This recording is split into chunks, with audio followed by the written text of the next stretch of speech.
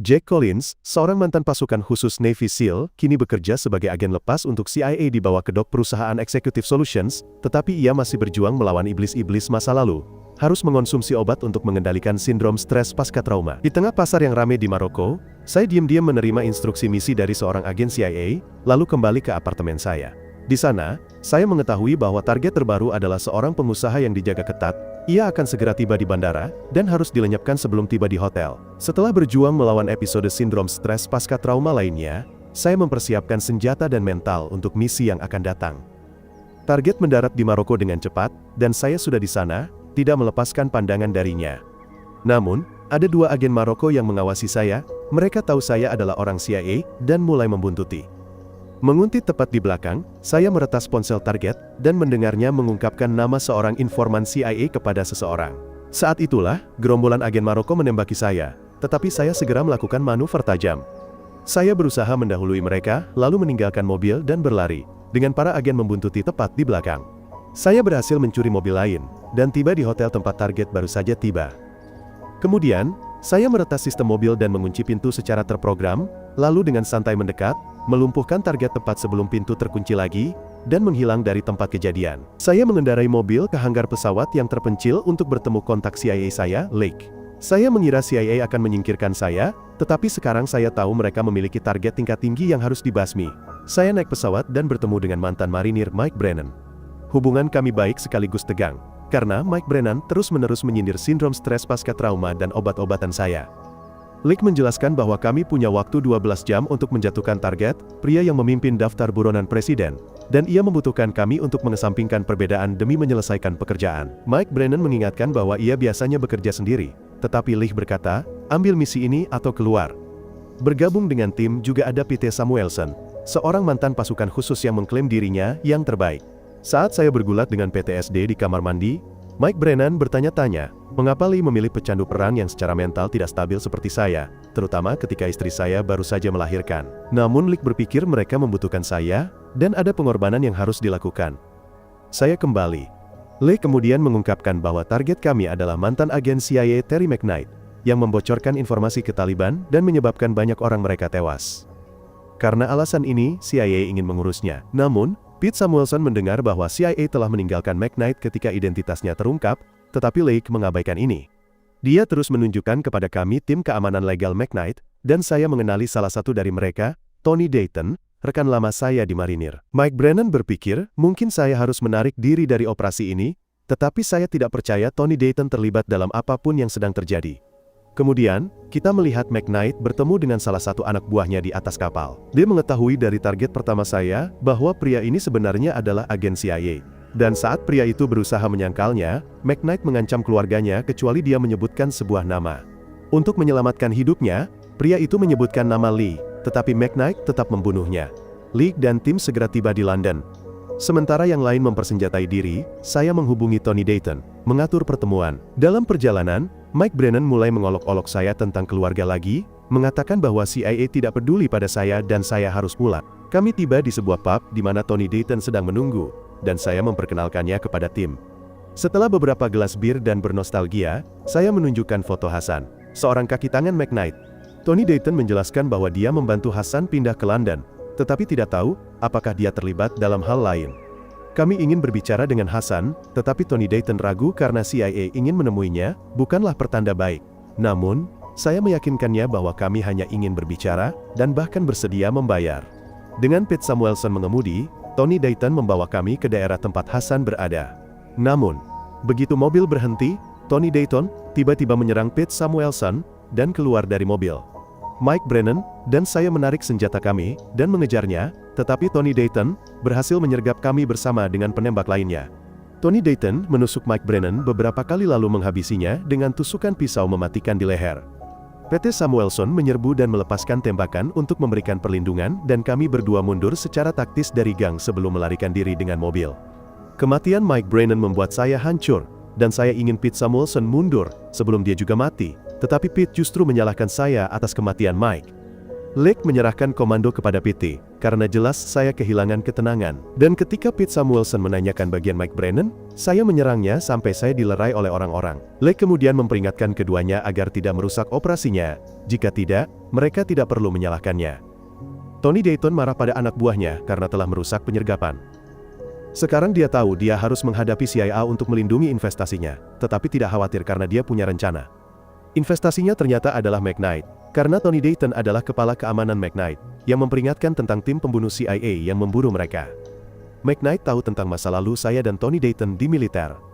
Namun, Tony Dayton mengatakan itu sudah lama berlalu, dan dia tidak ragu untuk menyingkirkan saya jika perlu.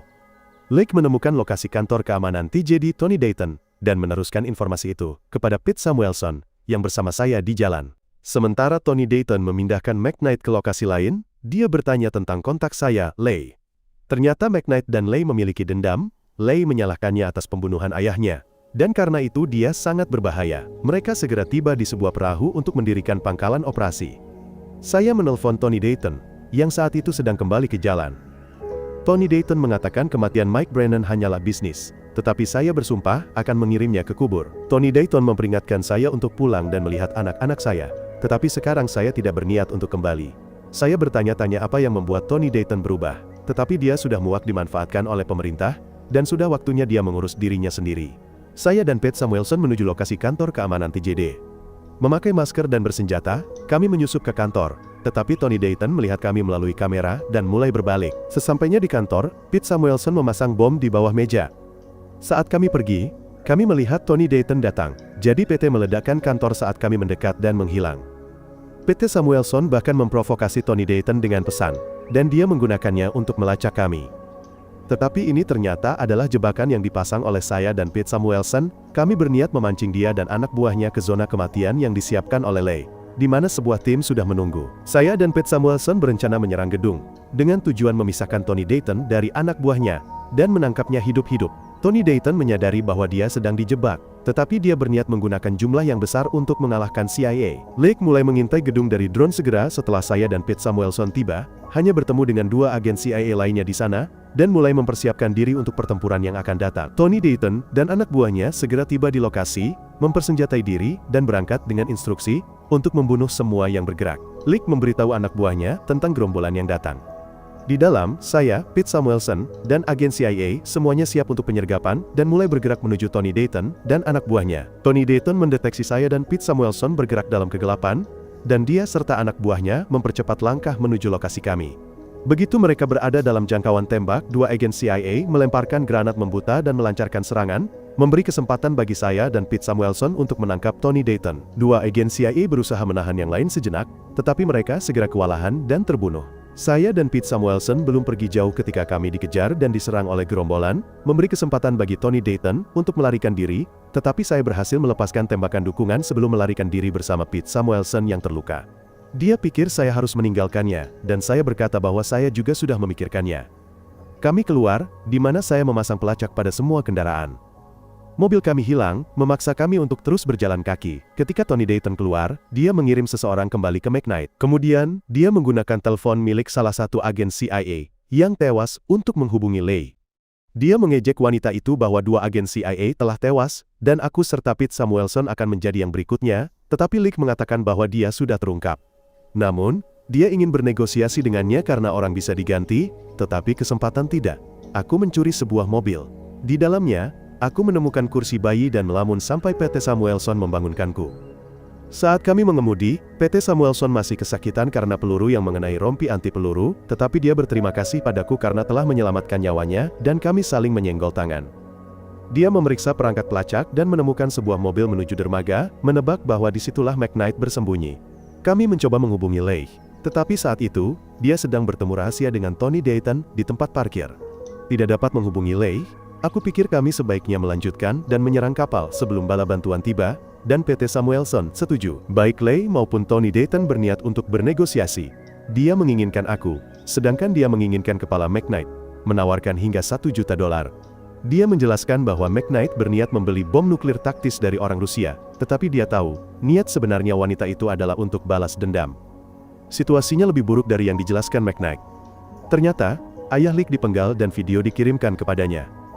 Keduanya sepakat untuk bernegosiasi, dan Leek mengungkapkan keberadaanku, dan Pete Samuelson. Kami berdua mengintai kapal dan memperkirakan akan menghadapi perlawanan sengit. Pete Samuelson mencoba menelpon Leek lagi, tetapi masih tidak dapat menghubunginya. Kami juga kehabisan amunisi, dan aku memberi Pete Samuelson kesempatan untuk mundur, tetapi dia berpikir bahwa menyingkirkan McKnight akan menjadi perbuatan baik bagi dunia. Kemudian, kami berdua masuk ke kapal, senjata siap. Kami dengan hati-hati membersihkan dek atas sampai kami sampai di sebuah lubang palka, di mana kami membunuh satu orang di dalamnya dan menjatuhkan satu lagi yang menyerbu ke arah kami. Pria yang kesakitan itu menjelaskan bahwa Tony Dayton tahu kami ada di sana, jadi Pete Samuelson mengakhirinya. Kami mencoba mundur, tetapi segera disambut dengan hujan peluru hebat dari Tony Dayton dan anak buahnya. Hujan peluru sangat lebat dan aku serta Pete Samuelson mulai saling melindungi, berusaha melarikan diri dari penyergapan. Aku berhasil mencapai perlindungan total, tetapi Pete Samuelson tertahan oleh hujan peluru dari segala arah, sementara aku mendesaknya untuk bergerak. Tony Dayton bahkan mulai mengejeknya, jadi Pete Samuelson menjadi sangat marah dan keluar, melepaskan tembakan sampai amunisinya habis, dan Tony Dayton mengarahkan pistol padanya. Alih-alih membunuh Pete Samuelson seketika, dia melucutinya dan menjatuhkan pistolnya sendiri, menginginkan pertarungan 1 lawan 1 untuk melihat siapa yang terbaik. Keduanya mengeluarkan pisau, tetapi Pete Samuelson dengan mudah mengalahkannya. Akhirnya, Tony Dayton hanya menembaknya dengan pistol tersembunyi. Tony Dayton kemudian mengambil radio Pete Samuelson, mengejek saya bahwa saya akan menjadi berikutnya. Saya berhasil lolos dari tempat kejadian, kembali ke mobil, dan melaju pergi. Kematian Pete Samuelson benar-benar menghantam saya, dan saya menjadi gila di dalam mobil. Tony Dayton kembali ke McKnight, yang marah karena dia membiarkan saya mengganggu kesepakatannya, yang sekarang berisiko. Tetapi dia berjanji akan menyelesaikan semua masalah terlepas dari ketidakpedulian McKnight dan meninggalkan 2 pengawalnya. McKnight melunak, lalu menyuruh Tony Dayton menangani Leigh setelah selesai dengan saya. Saya menerima pesan dari Leigh dan pergi ke kantornya. Di sana, saya menceritakan kematian Pete Samuelson, bertanya-tanya bagaimana Tony Dayton mengetahui lokasi kami, tetapi Leigh berbohong bahwa dia mendapatkan informasi itu dari salah satu anak buahnya. Saya setuju untuk menyelesaikan misi tetapi ingin pensiun setelah itu, dan Leigh mencoba memanipulasi saya untuk tetap tinggal, mengatakan bahwa saya berjuang untuk membela negara saya melawan seorang teroris dan itu adalah tugas saya. Saya tidak peduli lagi dengan misi itu ketika saya mengingat sebuah insiden saat bertugas di Timur Tengah, di mana saya dan 2 marinir lainnya terpisah dari unit kami, dan menemukan 3 orang tua dan seorang anak laki-laki di sebuah gua. Kami meminta penduduk setempat yang ketakutan untuk membantu kami keluar dari kota, berjanji untuk tidak menyakiti mereka, tetapi akhirnya membunuh mereka begitu kami keluar.